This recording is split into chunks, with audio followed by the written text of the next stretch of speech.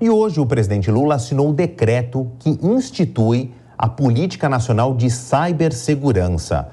Para entendermos quais as principais mudanças com essa medida, a gente conversa agora com Hélio Ferreira Moraes, que é advogado e especialista em direito digital. Hélio, muito boa noite, obrigado aqui pela presença no Jornal Jovem Pan.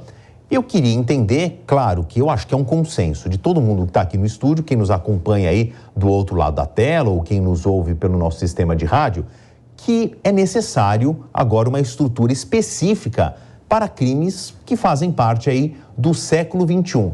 Mas já havia uma estrutura perto aí para a investigação dos crimes cyberdigitais. Com este novo decreto do presidente Lula, o que muda especificamente? Marcelo, boa noite. Prazer estar falando aqui com você. E realmente, assim, se a gente acompanhar, né, é muito isso que você falou. Os últimos anos, a gente vem vindo para o mundo digital de várias maneiras, então os cybercriminosos também vêm fazendo esse movimento, inclusive entre nações, né? Então, nós temos as guerras cibernéticas entre nações, a guerra da Ucrânia, isso aconteceu em vários momentos. A política nacional de cibersegurança, que foi publicada agora, como você comentou, o decreto 11.856, ela vem trazer os princípios gerais de como nós vamos estruturar isso aqui no país. Ela ainda é bastante, digamos assim, principiológica, então, os requisitos básicos de como vai funcionar. Na minha visão, até um pouco tardia, né? Nós já temos esses problemas de cibersegurança há muitos anos, né? Tivemos, alguns anos atrás, ataques ao SUS, ataques ao STJ. Então, organizações públicas e privadas, elas ficam à mercê dos cybercriminosos, né?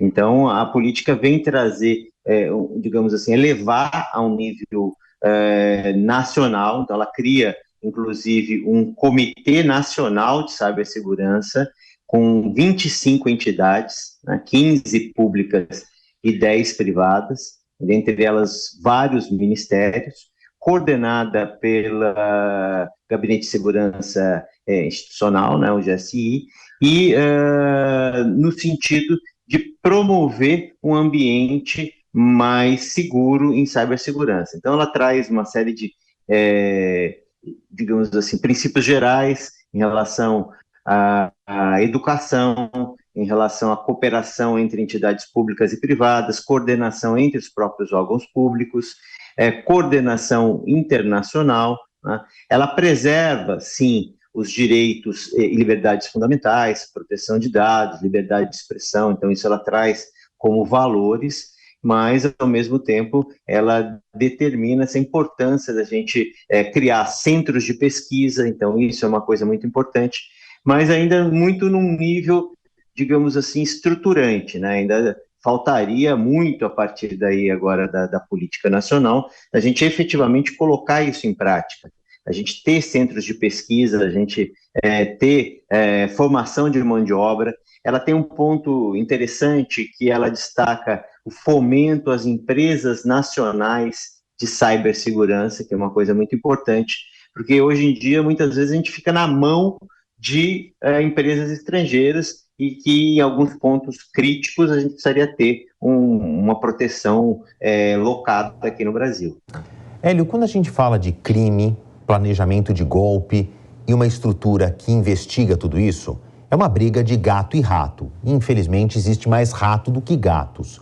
Eu acho que um dos verbetes de 2024, que começa na semana que vem, vai ser inteligência artificial.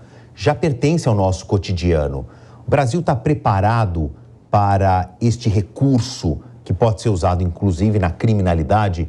Tem como... O Brasil já está preparado para coagir esses tipos de planos, planejamentos de golpe, usando uma ferramenta que é tão sofisticada?